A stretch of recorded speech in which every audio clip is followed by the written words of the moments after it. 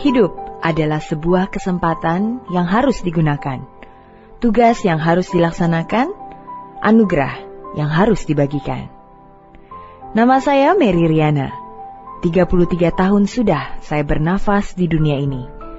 33 tahun penuh dengan warna, suka dan duka, tawa dan tangis, impian dan harapan. Kadang saya masih tidak percaya, bagaimana mungkin seorang gadis muda dengan segala keterbatasan dan kondisi yang dialaminya bisa menjelma menjadi seorang Mary Riana yang sekarang? Hidup saya bagikan sebuah keajaiban. Dan saya selalu percaya, as much as I've been blessed, I also want to give blessings to others. Semakin banyak kita diberkati, semakin banyak juga berkat yang harus kita bagikan kepada orang-orang di sekitar kita. Lewat program The Mary Riana Show inilah saya ingin berbagi. Bersama tamu-tamu spesial saya setiap minggunya, kita akan berbagi kisah, berbagi energi positif, dan tentunya inspirasi yang diharapkan bisa memberi dampak terbaik untuk kehidupan Anda. This is The Mary Riana Show, live your best life for Indonesia. Hai friends Sonora, jumpa lagi dalam program kesayangan kita bersama The Mary Riana Show, live your best life for Indonesia.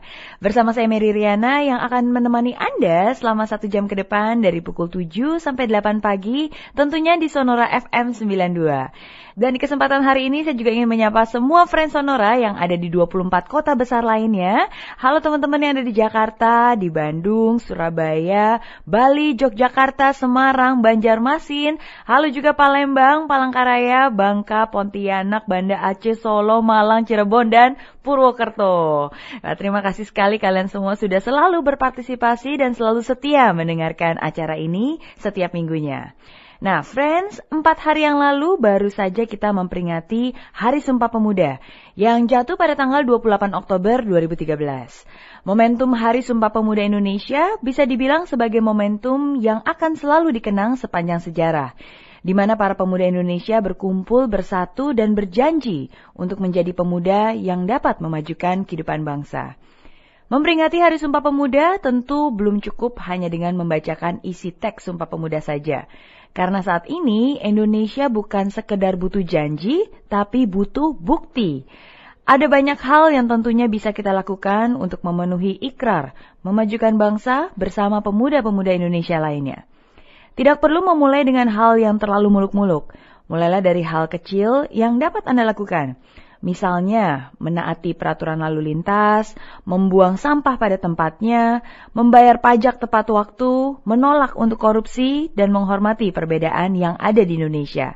Atau bisa juga dengan berprestasi dan hal-hal kreatif lainnya yang bisa membuat nama Indonesia semakin dikenal dengan kekayaan alam dan juga sumber daya manusianya. Nah, apa yang telah dilakukan bintang tamu saya hari ini contohnya? Dia adalah Yoris Sebastian, pemuda yang memberikan bukti nyata cintanya kepada Indonesia dengan semua inovasi yang dia berikan. Salah satu karyanya yang paling terkenal adalah I Love Monday di Hard Rock Cafe, yang juga membawa Yoris tercatat sebagai GM hard rock termuda di Asia dan juga termuda kedua di dunia. Yoris selalu optimis dan percaya bahwa dunia inovasi di Indonesia tidak akan kalah dengan luar negeri. Dan dia pun sekarang menjadi CEO OMG, Oh My Goodness, perusahaan konsultan kreatif yang telah dia dirikan sejak tahun 2007. Nah, friends, pasti sudah gak sabar banget pengen segera belajar dari bintang tamu saya hari ini yang gak kehabisan ide-ide kreatifnya.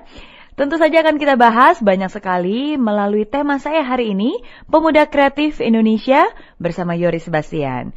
Dan saya juga undang Anda semua untuk berpartisipasi melalui Twitter @MaryRiana dan juga @SonoraFM92 untuk memberikan pertanyaan seputar topik kita hari ini dan juga pertanyaan kepada narasumber saya. Anda bisa menanyakan melalui SMS ke 0812-1129-200. Karena hari ini sudah ada 3 buku 101 Creative Notes dan juga 2 buku Kreatif Junkies karya Yoris Sebastian yang akan dibagikan untuk 5 orang pendengar yang beruntung hari ini. Jadi jangan kemana-mana, tetap di Sonora FM 92, The Mary Riana Show akan kembali beberapa saat lagi. The Mary Riana Show akan kembali sesaat lagi.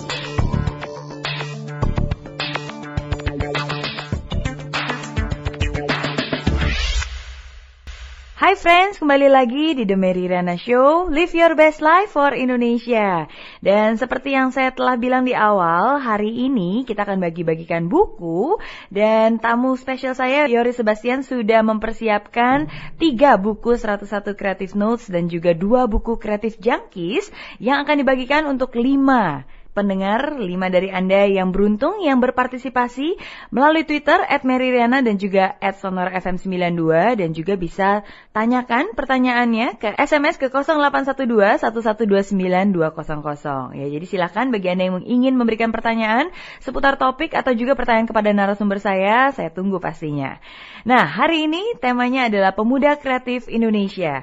Pada usia 26 tahun, Yoris Sebastian terpilih menjadi GM, General Manager Hard Rock Cafe Indonesia, dan menjadi GM Hard Rock termuda se-Asia dan juga termuda kedua di dunia. Dan saat ini dia juga adalah CEO dari perusahaan konsultan kreatif OMG yang telah dia dirikan sejak tahun 2007. Halo Yoris. Halo. Apa kabar? Baik. Baik ya, terima kasih sudah hadir di sini. Sama-sama, terima kasih sudah diundang. Iya, sama-sama. Nah, Mas Yoris, bagaimana sih ceritanya bisa kerja di Hard Rock Cafe awalnya dan menjadi GM termuda di sana? Ya, dulu sebenarnya saya dari wartawan high basicnya awalnya. Jadi Hard Rock Cafe buka tuh saya belum masuk Hard Rock. Jadi saya baru bergabung tuh 1 tahun setelah Hard Rock Cafe Jakarta buka. Jadi pada saat pembukaan tuh sebenarnya saya masih sebagai wartawan, kita datang meliput. Nah, dari situ mulai kenal karena majalah High juga kan terkenal banyak sekali liputan musik. Dan Hard Rock Cafe Jakarta juga banyak sekali mendatangkan artis-artis asing gitu loh. Jadi akhirnya ya ketemu di pembukaan, kenalan lebih lanjut di berbagai event. Nah, di setahun terakhir tuh saya sempat juga banyak, tiap kali ngeliput tuh saya motretin lebih buat Hard Rock Cafe. Saya kasih fotonya, tapi itu bisa dibilang sih lebih ke ini ya, based on project aja. Nah, setahun setelah Hard Rock Cafe buka, GM-nya yang dari Amerika itu nawarin saya jadi karyawan di Hard Rock Cafe. Jadi saya pindah dari majalah High, pindah ke Hard Rock Cafe. Itu di saat saya masih kuliah. Oh, saat itu masih kuliah? Kalau di High waktu itu saya masih SMA, menjelang mau kuliah. Oke. Berarti waktu itu umur berapa ya? 19 tahun. 19 tahun. Wah, luar biasa. Dan Mas Yoris juga dikenal sebagai premakarsa I Like Monday. Ya, sebuah konsep program musik yang menampilkan band-band dalam negeri di Hard Rock Cafe. Betul. Nah, kenapa nih kok milih hari Senin I Love Monday? Sebenarnya sih saya nggak milih, itu nasib. Jadi awalnya saya mengusulkan, saya dapat ide waktu itu masih di High, saya masih simpen clippingnya, itu artikel saya dan ada foto saya tentang konser Ruth Sahanaya di Taman Ismail Marzuki. Sebagai wartawan juga saya nanya waktu itu, Mbak, kok seorang Ruth Sahanaya konsernya nggak di JCC? Harusnya kan sekelas dia, menurut saya tuh JCC lah. With all due respect sama tim juga yang keren, tapi maksudnya untuk sebuah konser tunggal kerenan JCC. Jawaban Mbak Ute, mahal Riz kalau bikin di JCC, ini saya bikin di tim aja bisa untung kayaknya berat, paling balik modal. Tapi puas Riz, karena di zaman itu artis Indonesia tuh hanya disuruh manggung 2-3 lagu hitsnya aja. Mereka pengen sekali kayak artis di luar negeri tuh yang konser 1,5 jam full bawain mostly lagu-lagu dia sendiri. Nah, karena saya lihat, oh iya Mbak Ute aja di tim, artinya banyak lagi artis Indonesia yang pengen konser tunggal, not even bisa bikin di mana-mana. Saya mengusulkanlah di Hard Rock Cafe. Hanya karena namanya manajer muda, waktu itu paling usia saya baru 22 tahun atau berapa gitu, saya lupa ya. Semangat 45, nyampein gagasan langsung ditolak. Langsung ditolak ya, oke. Ya, saya Hard Rock kan franchise, kita nggak pernah masang lagu lokal dan lain sebagainya, alasan-alasan yang valid. Nah, makanya pada saat saya mau propose lagi, saya pilihlah hari Senin supaya nggak ditolak, hari yang paling sepi anyway, ya kan. Jadi sebenarnya sih saya ngusulin Senin itu ya karena ditolak awalnya.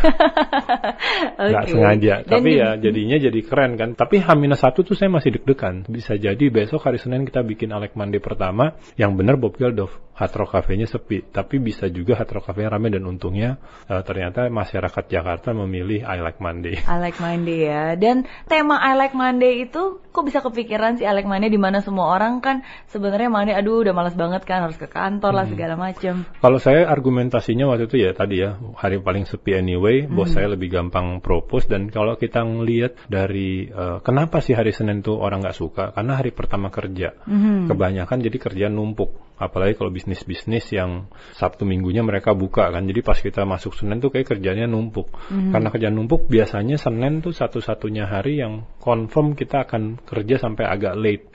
Sampai jam 7, jam 8 baru bisa pulang. Nah, karena suntuk, udah kerja sampai jam 7, jam 8, kenapa nggak sekalian aja mampir ke Hard Rock Cafe, santai bentar sebelum pulang. Baru pulang. Jadi gitu, secara itu dipelajarin juga sih. Iya.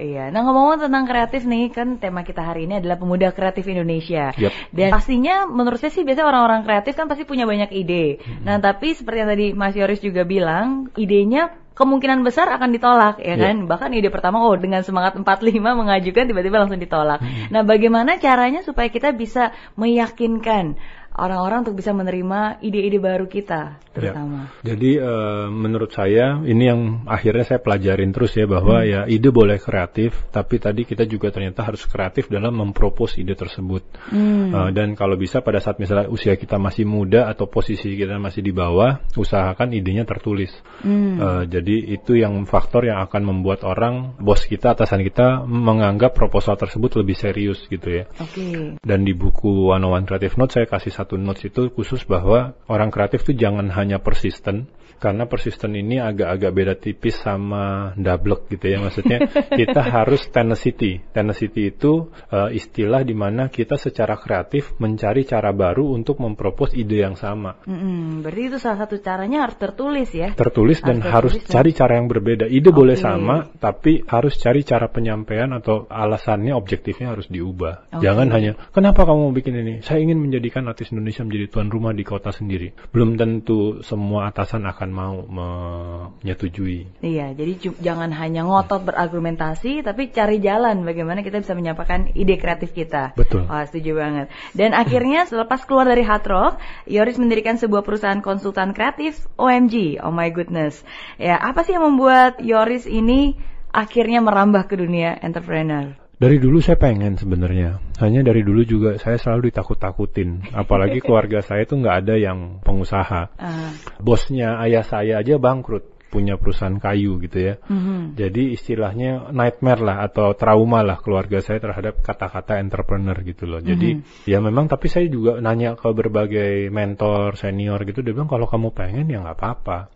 Nah jadi saya akhirnya memberanikan diri lah 2007, setelah setahun sebelumnya saya menang di Inggris. Saya pikir this is it. Kalau saya dari dulu nungguin the best time to move ya, saya nggak akan move on gitu. Jadi saya rasa we never know if we didn't try. Saya coba. Waktu itu orang tua saya juga masih yang, kamu yakin gitu kan, maksudnya yang kalau jadi pengusaha itu berat loh gini. Tapi ya udah, saya bilang saya mau coba, dan syukur ternyata bukan hanya profitable. Setahun kemudian 2008 juga langsung dapat Asia Pacific Entrepreneur Award untuk kategori Most Promising. Jadi ternyata benar sih jalan saya memang di entrepreneur gitu loh. Iya, dan luar biasa karena bukan hanya penghargaan tapi juga banyak membantu perusahaan-perusahaan terutama di Indonesia. Iya betul. Ya. Sebenarnya yang saya lakukan sama aja, bedanya sekarang kliennya bisa siapa aja.